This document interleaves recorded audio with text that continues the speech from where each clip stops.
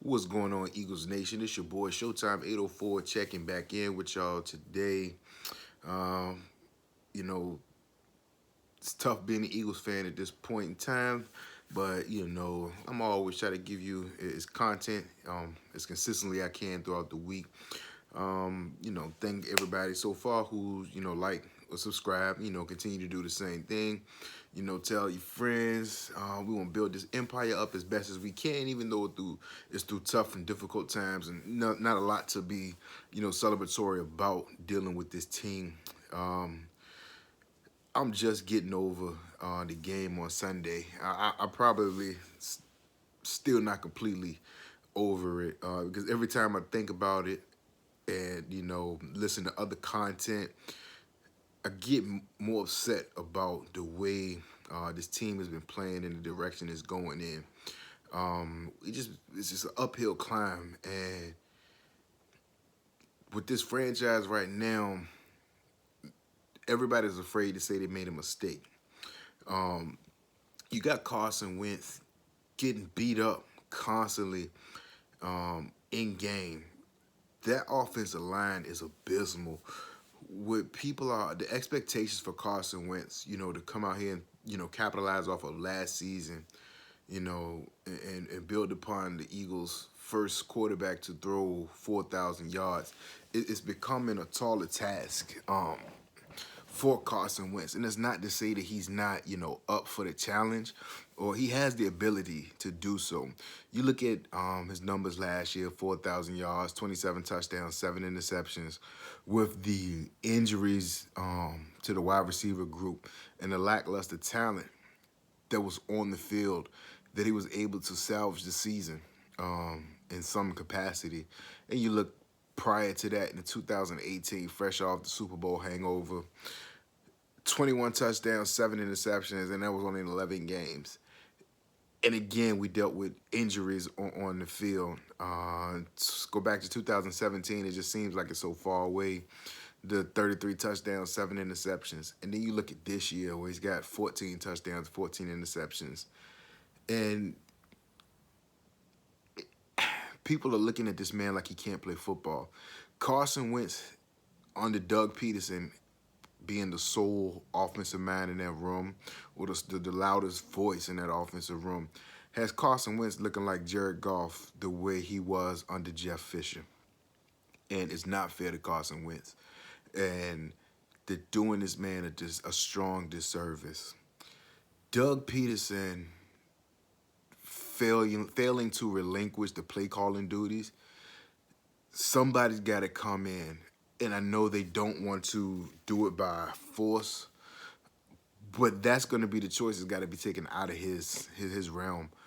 He wasn't an efficient play caller when he was the offensive coordinator with the Chiefs, so I don't know how he feels this brass or this urge that he's this great play caller now. He was not viewed as an offensive mind. He benefited from coming from a high functioning offensive system, and like I said, it's making Carson Wentz look horrible with what's on that field, and that goes from Howie Roseman on up. Now the thing about they're talking about Carson's mechanics.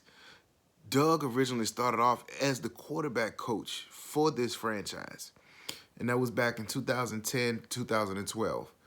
So some of those things that we're seeing, bad habits out of Carson, by Doug being the head coach, he's got to interject and correct those changes. The same thing going on with the defense. You see that we're in 3rd and short, and you have your defensive coordinator, I think I say 3rd and short. You'll say third and short, 3rd and 4, 3rd and 5, and whatnot, and then you see your defensive coordinator having your corners lined off the ball 8-9 yards. Now you tell me which functioning quarterback in the NFL isn't gonna hot route to something quick to the sticks and not react upon that. So it's this whole bend and don't break defense. That worked under Jim Johnson, because in the same breath the defense played with some kind of attitude. They had some enforcement type defense. We got so many nice guys on this defense. No one is afraid of our defense. You can counteract that front four, screens, quick passes, running the ball with misdirection because they're too aggressive. And Jim Schwartz has this philosophy for his defensive line to play the run on the way to the quarterback. That right there, your defense is automatically just looking towards the quarterback. And if you happen to see the ball, you just stop it there. And that's why we get gouged for big plays at a time with misdirection and reverses, quarterback keepers and whatnot, because they're always looking for the ball carrier, not the ball. And Doug being the head coach, sometimes you have to step in and look at that, because when Doug was hired after Jim Schwartz was in place, and Doug pretty much gave Schwartz the full responsibility. This is your defense. You handle it how you see fit. And when we look at that, you see your defense struggling at times. Sometimes Jim Schwartz will give you a good game, and you think he's a top-notch defensive coordinator, and then you'll see him drop a dud, and you leave us scratching our heads as to how is this guy getting all this praise throughout the media or whatnot. And it's just baffling. Like I said, Doug started off as a quarterback coach. So your quarterback is struggling. You were an actual quarterback. What were things that Doug did on the field that made him seek some comfort?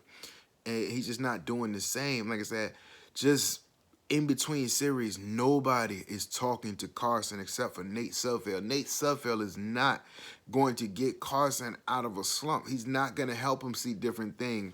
And we got to give some kind of credit to Nate Sudfeld as being the only guy who is talking to him.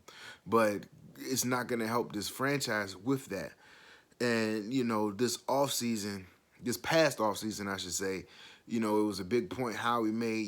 They grew so much attachment to some of these veteran guys that they felt, bad or they felt like they weren't doing the team credit for bringing some of these guys back. And, he kind of contradicted himself, because some of the offseason moves he made was to bring back Jason Peters, to bring back Vinny Curry, and the way this team is being ran now, it makes me miss Joe Banner. We would not be going through this if Joe Banner was here.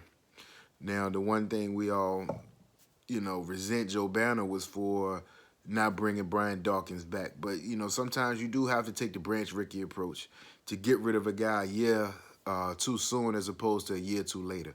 Because then you hamper your franchise, because that could have been a draft pick that you needed to address. But this team seems like they're just so fixated on playing the guys who make the money, where they just have to bite the bullet. You just say you made a mistake with giving this guy an extension or bringing him back into the fold, because there's no reason Jason Peters should have been on that field on Sunday. And he's hurting his team more than he's helping his team. Now everybody wants to, say put him back at guard. I think that's a terrible decision, because if you remember back in training camp, he just wasn't showing form of being a guard. Now, and I use that to say I've made this statement on several other content creators' posts and things like that. But Jason Peters was getting done in. Like my man Fresh said, he was getting barbecue chicken at that guard spot by Malik Jackson and Fletcher Cox in training camp. And those are guys who are pretty much his same stature and size and weight. He's used to, pushing around those defensive end guys he outweighs. Now, we saw on Sunday that he was getting bull rushed by Olivier Vernon. The guy probably weighs maybe 260, 270. Now, if you put him in front of a defensive tackle who's weighing 310, 320, it's done. It's a wrap. Jason Peters needs to go ahead and sit down. He's making us forget how good he used to be. And, from a coaching standpoint, the players don't fear the coaches or deem any kind of accountability, because they know whatever product that they put on the field, the coaches aren't going to look at it as being bad. For Doug Peterson to come out and say that Jason Peters is still going to be the left tackle of this football team it's totally irresponsible. Now, we saw the regression of Andre Dillard happen last year because of Jason Peters. Andre Dillard played 2 phenomenal games. We didn't get the results we wanted out of one of those against Minnesota and Chicago last year, where Dillard went up against Everson Griffin and Khalil Mack at the time, and he gave up 0 sacks in those 2 games. But then Jason Peters decided he wanted to come back, and he was benched. Now, you have certain people who offensive line coaches probably telling him, he's played a good game, he's doing all the right things, but then he's getting benched. So how does that affect him mentally? Same thing with Jordan Mailata this year. Jordan Mailata handled his own up until that, I believe, was the Giants game. He was handling his own for someone who never took a pro snap before, and for Jason Peters to come back and pretty much bully his way back into the starting lineup because he's got that tight connection with Jeff Lurie and Howie Roseman. And so what does that do to Jordan Mailata's confidence, where he's thinking, this guy, he's seeing what we see. Like, he's horrible. He's playing, it's just so bad to watch Jason Peters play football now. And it's almost like you're waiting for him to, lay on the field and go ahead and burn that injury time out so that way we don't have to worry about him going back into the game. And something has to happen with this team. Doug is going to get himself fired because you're hearing the rumblings now that Jeff Lurie is not happy with the offense. And being that Doug Peterson isn't supposed to be an offensive coach, to see your offense regress week in, week out, it's disheartening as a fan, and I can only imagine what Jeff Lurie is going through. That he's the owner of the team, and this is the product that's representing what his brand, and something's got to get fixed. Howie's always been a good guy as far as managing the cap and trades and things like that, but as far as evaluating talent, no. And it's almost like everybody in that organization, they don't want to step on the next man's toes.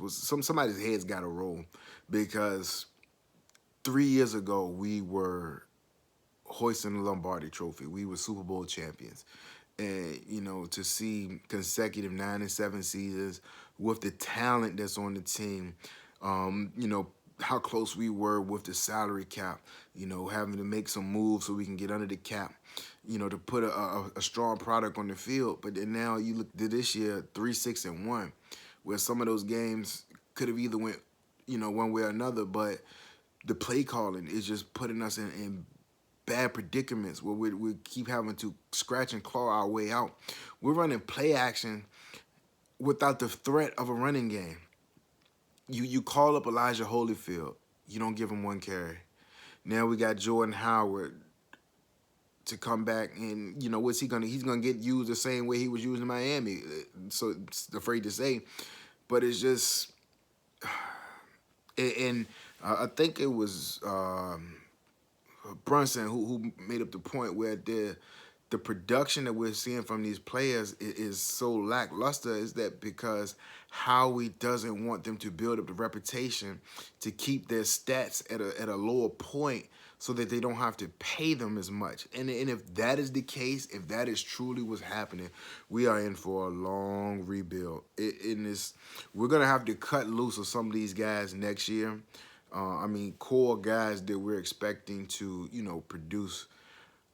Hopefully there'll be some restructures or just new deals, because you can't keep restructuring, because eventually you have to pay that money back. And we're going to be, pretty much that salary cap situation the Cowboys faced a couple years ago, where it's just bad because we keep rolling over contracts. And like I said, I just wish that we could come out here as Eagles content creators, with some good news, some good videos about our team. Even after wins, there's no energy because of the way the team is just playing. And, we got Seattle coming in on Monday night. Now, their defense is bad, but, the way this team's been playing, you can't be optimistic about a win. But it is a night game, and we have done pretty well in primetime games this year. But, I'll try to drop another video later on in the week, hopefully a little bit more optimism in it, and a couple of game plans. But until then, fly Eagles fly. Let's go ahead and get it, Bird Gang.